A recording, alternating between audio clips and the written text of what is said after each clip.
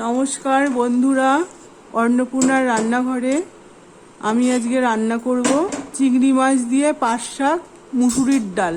আপনারা সবাই দেখতে থাকুন কি করে আমি রান্নাটা করি।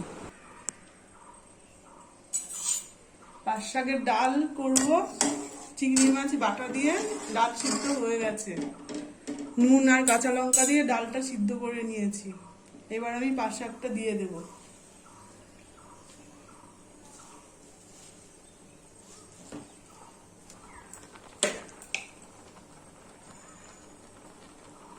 হলুদ দিয়ে দিচ্ছি।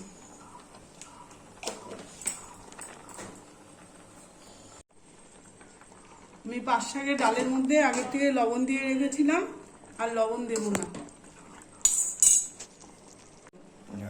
পাট শাকের ডাল হয়ে গেছে, এখন সম্বাদ দিয়ে নেব।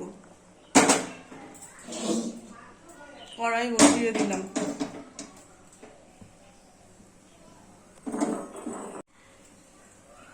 তেল দিয়ে দিলাম, সরষের তেল।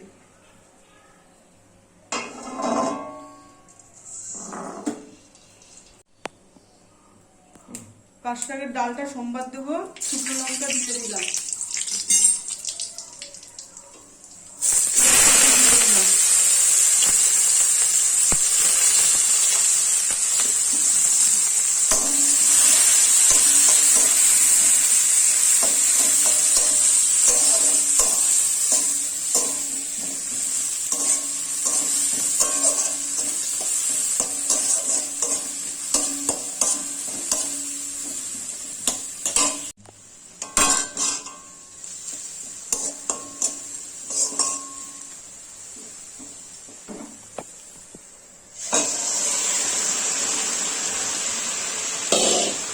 চিংড়ি মাছটা ভেজে বেটে নিয়েছি, ডালের উপরে দিয়ে দিলাম।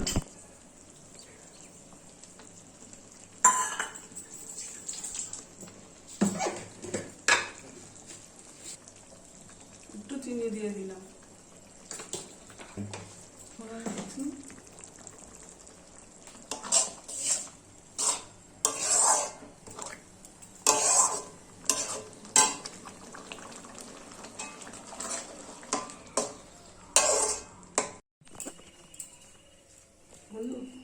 পাট শাকের ডাল হয়ে গেছে, আমি এখন নামাবো।